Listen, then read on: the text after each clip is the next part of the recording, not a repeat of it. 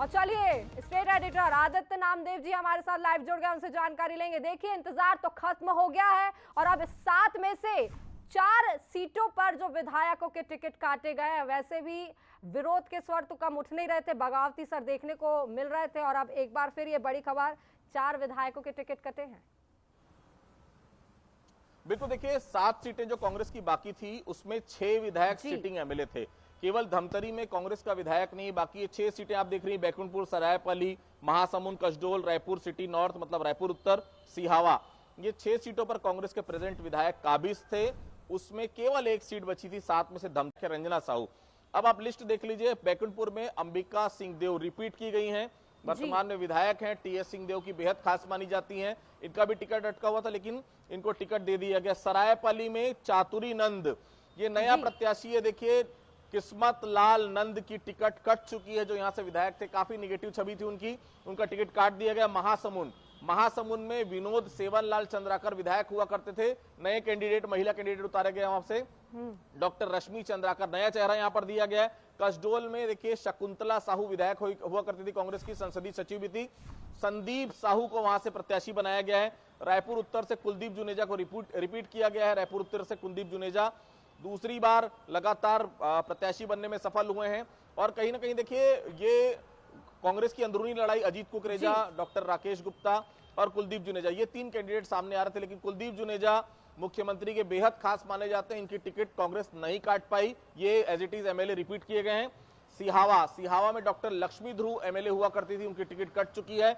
अंबिका मरकाम, ये पूर्व विधायक रह चुकी है, पूर्व प्रत्याशी रह चुकी है सिहावा की, इनको यहां से टिकट दिया गया है। धमतरी में एकदम नया चेहरा है, ओमकार साहू, धमतरी में 3 से 4 नाम इर्द गिर्द घूम रहे थे, एक थे होरा साहब जो पहले भी विधायक रह चुके हैं, दूसरा नाम आ रहा था वहां पर शरद लोहाना, तीसरा नाम आ रहा था मोहन ललवानी, ये तीनों को दरकिनार करते हुए ओमकार साहू नया चेहरा धमतरी से दिया गया। तो कुल मिलाकर देखिए कांग्रेस ने अपने पत्ते पूरे क्लियर कर दिए हैं।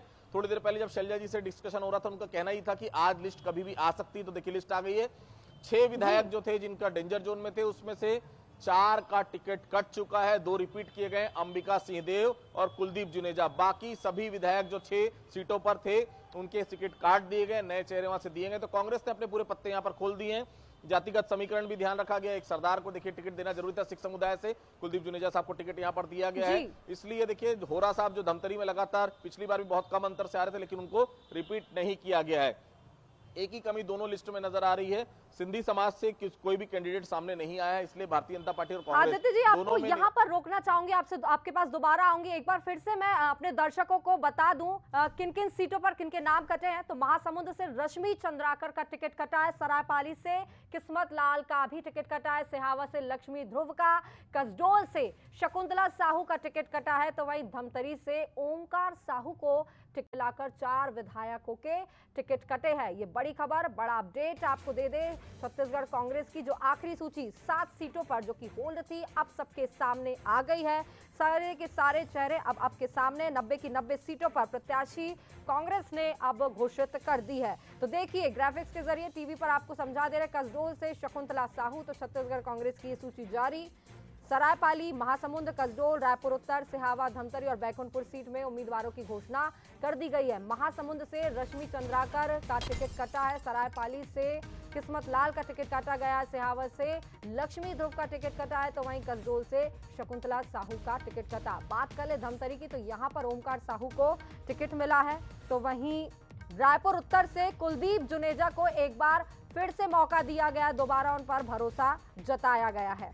तो किस प्रकार से अब सियासी समीकरण, चुनावी समीकरण अब छत्तीसगढ़ में देखने को मिलेंगे, क्योंकि अब तो 90 के 90 सीटों पर प्रत्याशियों की घोषणा कांग्रेस के द्वारा कर दी गई है, जिसको लेकर लगातार कांग्रेस मंथन कर रही थी। और एक बार फिर से हम जुड़ जाते हैं, आदित्य जी हमारे साथ जुड़े हैं। आदित्य जी, अब तो पूरी सीटों पर प्रत्याशियों की घोषणा कांग्रेस ने कर दी है, किस प्रकार से अब यहाँ पर सियासी समीकरण या ये कह ले चुनावी समीकरण आने वाले दिनों में अब देखने को मिलेंगे?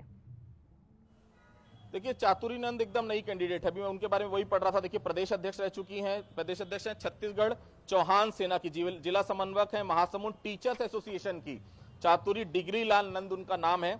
ये प्रत्याशी हैं और कहीं ना कहीं देखिए एकदम नया नाम है, किस्मत लाल नंद प्रत्याशी, माफ कीजिएगा विधायक हुआ करते थे, उनकी टिकट यहां पर काटा गया है। चातुरी जी जो हैं वो कहीं ना कहीं काफी लंबे समय से कांग्रेस के साथ जुड़ी हुई थी। एक जो जानकारी आ रही है वो टीचर्स एसोसिएशन में भी पदाधिकारी हैं और साथ ही साथ देखिए छत्तीसगढ़ चौहान सेना उसकी भी पदाधिकारी है। तो ये देखिए ये कांग्रेस ने कुछ निचले कार्यकर्ताओं को मौका दिया है, ऑन ग्राउंड लोगों को मौका दिया है, कहीं ना कहीं छवि बनाने की कोशिश है कांग्रेस की। अब देखिए कांग्रेस के अगर ओवरऑल समीकरण पर बात कर लें बीजेपी और कांग्रेस के, तो 22 विधायकों की टिकट काटना 71 में कम बड़ी चुनौती नहीं है। 22 की टिकट काटना मतलब आप समझ सकते हैं लगभग 25 से 27% लोगों की टिकट आपने एमएलए की काटी है। भारतीय जनता पार्टी की बात करें तो भारतीय जनता पार्टी की लिस्ट पे केवल एक विधायक का टिकट अभी तक कटा है, डमरूधर पुजारी। उसके अलावा दूसरे विधायक का टिकट काटने की कोशिश जरूर की जा रही है लेकिन अभी तक काट नहीं पाए। तो भारतीय जनता पार्टी में 13 विधायकों में केवल एक विधायक, कांग्रेस में 71 विधायकों में 22 विधायकों का टिकट कट चुका। तो कांग्रेस कंसर्न है दोबारा सत्ता में आने के लिए, इसीलिए देखिए कौन किसका खास है कौन किसका खास नहीं, ये अलग बात है। जिताऊ प्रत्याशी चाहिए।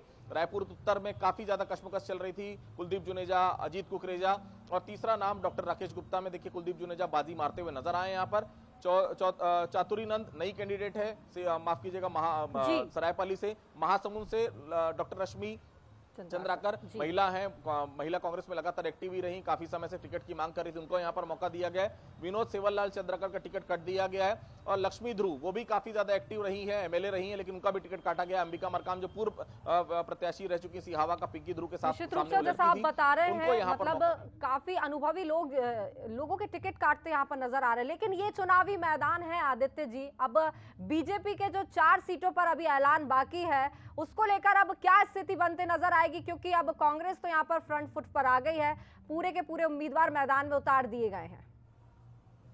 देखिए बीजेपी की भी तरफ से वही है, बहुत साफ है। देखिए क्योंकि अब कांग्रेस ने अपने पत्ते पूरे खोल दिए, बीजेपी इंतजार कर रही थी कि अब कांग्रेस पूरे पत्ते खोले तो वो भी अपने पत्ते खोले। तो देखिए बीजेपी भी हो सकता है आज देर रात तक, नहीं तो कल सुबह बीजेपी की लिस्ट सामने आ जाए। बीजेपी के 86 उम्मीदवार अभी तक डिक्लेयर हो चुके हैं, केवल 4 उम्मीदवार हैं जो फिलहाल भारतीय जनता पार्टी के बाकी हैं। 86 उम्मीदवारों की टिकट फाइनल हो चुकी है और कांग्रेस ने पूरे 90 के 90 सीटों पर जो है वो अपनी डिक्लेरेशन यहाँ पर सामने कर दी, इसमें कोई दो राय नहीं है। देखिए जो लिस्ट आई है वो लिस्ट बहुत चैलेंजिंग है पार्टी के कार्यकर्ताओं को बताने के लिए, कार्यकर्ताओं को भी मौका दिया गया ये बताने के लिए कि आप काम नहीं करेंगे तो आप एमएलए रहें चाहे किसी के भी खास रहें, टिकट काटने में कांग्रेस देर नहीं करेगी। 22 विधायकों का टिकट निश्चित रूप से आदित्य जी, और जिन 4 सीटों को अभी होल्ड पर रखा गया, मतलब जिन 4 सीटों को अभी बीजेपी जिस पर मंथन कर रही है, अभी सूची आना बाकी है, तो क्या कहा जाए कि जिस हिसाब से कांग्रेस ने यहाँ पर कई अनुभवी लोगों के टिकट काटते नजर आई, नए चेहरों को मौका देते नजर आई, कुछ इसी प्रकार से स्थिति देखने को मिलेगी बीजेपी के उम्मीदवारों में, प्रत्याशियों की सूची में? बिल्कुल देखिए इसमें कोई दो राय नहीं कि भारतीय जनता पार्टी भी बहुत फूक फूक कर कदम रख रही, क्योंकि पहली लिस्ट जब भारतीय जनता पार्टी के सामने आई थी इसमें कोई दो राय नहीं, भारतीय जनता पार्टी काफी अप हो गई थी, कांग्रेस से बहुत आगे निकल गई थी। लेकिन जैसी दूसरी लिस्ट आई भारतीय जनता पार्टी के कार्यकर्ता काफी ज्यादा नाराज हुए, क्योंकि वही पुराने चेहरों को मौका, वही पुराने चेहरे जिनके कारण 2018 का चुनाव हारने के लिए आरोप भारतीय जनता पार्टी के कार्यकर्ता लगाते थे, उनको फिर से मौका दिया गया। तो भारतीय जनता पार्टी अप नहीं हो पाई। लेकिन देखिए ओवरऑल बात करें तो लगभग 46 नए चेहरे भारतीय जनता पार्टी की लिस्ट में अभी भी हैं, मतलब साफ है 90 में अगर 46 नए चेहरे हैं तो 50% नए लोगों को चांस भारतीय जनता पार्टी ने भी दिया है।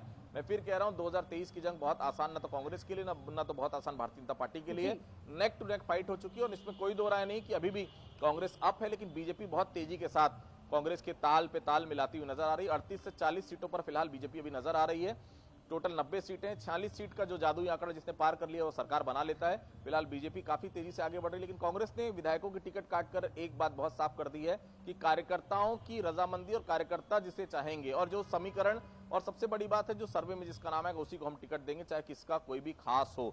22 विधायकों को टिकट काटने में अपने आप में बताने के लिए पर्याप्त है कि भारतीय जनता पार्टी से कांग्रेस को कितनी ज्यादा मेहनत करनी पड़ेगी, क्योंकि सिटिंग विधायकों का टिकट काटना आसान नहीं होता। डॉक्टर विनय जायसवाल बागी हो गए, अनूप नाग निर्दलीय प्रत्याशी भर चुके हैं, गुरदयाल बंजारे लगातार चुनौती दे रहे हैं। इसके अलावा ऐसे कई लोग हैं जो लगातार सामने आ रहे हैं जो कहीं ना कहीं पार्टी के लिए चुनौती बन सकते हैं। आदित्य जी, और साथ ही साथ जब से सूची जारी हुई है आपको बता दें कि और हम देख भी रहे हैं कितने बगावती सुर उठ रहा है, विरोध देखने को मिल रहा है, ऐसी ऐसी स्थिति निर्मित हो रही है चुनाव के लिहाज से जो कि बेहद ही चिंताजनक है।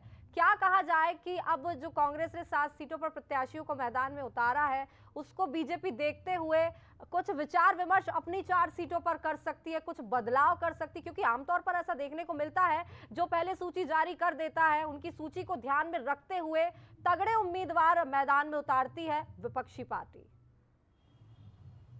बिल्कुल, देखिए भारतीय जनता पार्टी के लिए भी चुनौती है, क्योंकि देखिए भारतीय जनता पार्टी की कौन सी सीटें बची है। बेलतरा बची हुई है अभी भारतीय जनता पार्टी की देखिए पंडरिया क्लियर हो चुकी है, केवल बेलतरा बची है, अंबिकापुर सीट बची है भारतीय जनता पार्टी की, जो कहीं ना कहीं ये माना जा रहा है कि बेलतरा और अंबिकापुर टीएस सिंहदेव के सामने किसको खड़ा करना है पार्टी अभी तक तय नहीं कर पा रही है। बेलतरा में रजनी सिंह जो विधायक, उनका टिकट काटे नहीं काटे, इसी में दारोमदार कश्मकश कहीं पर लगा हुआ है पार्टी की तरफ से। तो देखिए पार्टी कोशिश जरूर कर रही है, लेकिन पार्टी भी जानती है कि नए लोगों को मौका देना बहुत जरूरी होता है, लेकिन एकदम पुराने चेहरों को इग्नोर करना भी ठीक नहीं। तो उसी कश्मकश में है। 4 सीटें निश्चित तौर पर आज अगर कांग्रेस ने अपने पूरे पत्ते खोल दिए तो कल सुबह तक भारतीय जनता पार्टी की भी लिस्ट सामने आ जाए, उसमें कोई दो राय नहीं कि कल दोपहर तक पूरी स्थिति 90 की 90 विधानसभा में कांग्रेस और बीजेपी की एकदम साफ हो जाएगी। बिल्कुल आदित्य जी, और ये ही तो एक बड़ी चुनौती पार्टी के लिए होती है कि नए चेहरों को भी उनको जगह देना है और साथ ही साथ पुराने चेहरों को निराश नहीं कर सकते हैं। तो अब क्या कहा जाए, क्या इसका नुकसान भी देखने को मिलेगा आने वाले दिनों में, क्योंकि जो स्थिति हम देख रहे हैं, विरोधी स्वर, बगावती स्वर उठते नजर आ रहे हैं, तो इसको लेकर क्या खामियाजा भी भुगतना पड़ सकता है, क्या ऐसी स्थिति भी निर्मित हो सकती है आदित्य जी? देखिए बड़ी खबर है, संदीप साहू को टिकट देना। संदीप साहू जो है साहू समाज के बड़े नेता, साहू समाज के बड़े नेता माने जाते हैं संदीप साहू। तेलघानी बोर्ड है, उसके अध्यक्ष हैं संदीप साहू। और सबसे बड़ी बात है कि देखिए संदीप साहू जो है वो साहू समाज के नेता होने के साथ साथ दोनों से, अगर मैं बात करूं कांग्रेस और बीजेपी दोनों में ही काफी दबदबा रहा है संदीप साहू का। ताम्रध्वज साहू जो है गृह मंत्री, उनके भी बेहद खास रहे हैं, मुख्यमंत्री के भी बेहद खास रहे। तो संदीप साहू यहां पर टिकट लेने में कामयाब रहे हैं। रायपुर में तेलघानी बोर्ड है जिसमें मुख्यमंत्री ने इन्हें अध्यक्ष बनाया था। और साहू समाज के बड़ा, देखिए साहू समाज को इग्नोर दोनों पार्टी नहीं कर सकती। मालूम है कि साहू समाज, अगर ओबीसी फैक्टर की बात करें, ओबीसी में 2 ही है, कुर्मी और एक साहू समाज। कुर्मी समाज को मुख्यमंत्री साधते हुए नजर आते हैं और साहू समाज कहीं ना कहीं ये लग रहा था कि साहू समाज इस बार सरकार से दूर जा सकता है। तो देखिए साहू समाज के एक बड़े नेता को टिकट देना अपने आप में पर्याप्त है कि ओबीसी समाज को दोनों को साथ कर, कुर्मी और साहू समाज को तेली समाज कहा जाता है, दोनों को साधने की भरपूर कांग्रेस की लिस्ट में कोशिश की गई है। चुनाव बताएगा कि कौन किस तरफ जाता है, लेकिन एक बात बहुत साफ है, कांग्रेस की लिस्ट बहुत संयमित है। विधायकों को निपटाया भी गया है। निश्चित तौर पर निपटाने का शब्द मैं इसीलिए कह रहा हूं क्योंकि जनता ने बिल्कुल तरह से नकार दिया था। लगातार लिस्ट जो आ रही थी, लगातार जो सर्वे आ रहे थे, उसमें ये विधायक कहीं नहीं थे। 22 विधायकों का टिकट काटना अपने आप में पर्याप्त है कि कांग्रेस कठिन डिसीजन लेने से भी पीछे नहीं हट रही है। भारतीय जनता पार्टी की जो 4 नाम बचे हैं वो आ जाए सामने तो और स्थिति क्लियर हो जाए। फिलहाल दोनों ही पार्टियां विधानसभा के रण में जाती हुई नजर आ रही है और कांग्रेस ने अपने पत्ते पूरे साफ कर दिए। इंतजार है भारतीय जनता पार्टी कब 4 चेहरों को जो बचे हुए हैं उनको सामने लाए। जी, जैसा